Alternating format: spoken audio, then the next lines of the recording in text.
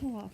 I'm actually very mad right now because After Effects, the last video, didn't let me see the freaking final result. That's why the hair was moving like past his light, like as opposed to his light speed.